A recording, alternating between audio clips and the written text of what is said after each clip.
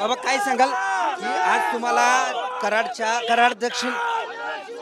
कराड दक्षिणच्या मताने भरभरून यश दिलेलं आहे, काय भावना आहेत?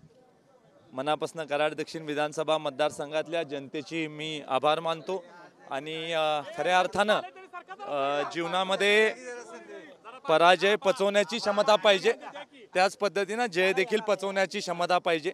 चुकीचं कधी वागायचं नाही, चुकीचं कधी बोलायचं नाही। आपण सुसंस्कृत आहोत, आपण चांगलं काम करण्यासाठी लोकांनी संधी दिली आहे आणि लोकांनी केलेल्या अपेक्षेला आपण खरं उतरायचं आहे, केलेल्या भरोश्याला तडा न जाता काम करायचं आहे आपल्याला। देशाचे आणि राज्याचे मोठे नेते होते, हाही निवडणुकीत किती संघर्ष होता?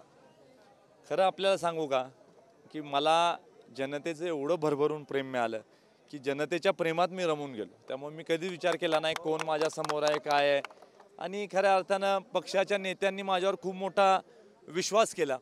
देवेंद्र फडणवीस साहेबांचे जेवढे आभार मानावे तेवढे थोडे, कारण एकदा अपयश आलं दोनदा अपयश आलं तरी देवेंद्र फडणवीस साहेब कधी माझ्यावरचा विश्वास त्यांनी दूर होऊ दिला नाही आणि त्यांनी माझ्यावर विश्वास ठेवला, मला ताकद दिली, माझ्या डोक्यावर हात ठेवला आणि त्यामुळे हा यश त्यांच्या चरणी मी समर्पित करतो। कराडसाठी काय विजन आहे भविष्यात?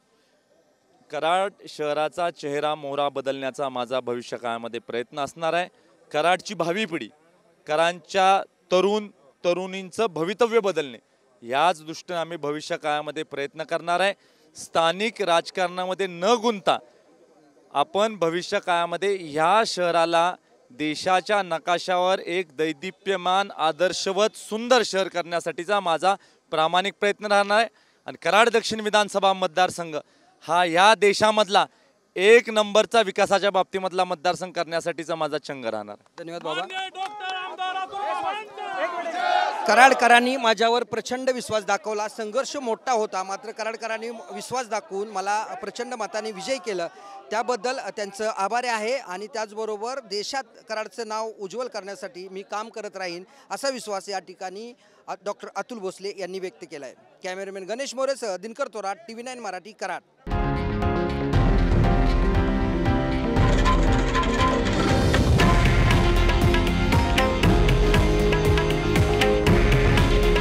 हे आहे देशातील नंबर 1 न्यूज नेटवर्क आणि आपण पाहत आहात TV9 मराठी। काळजी तुमची, हित महाराष्ट्राचं।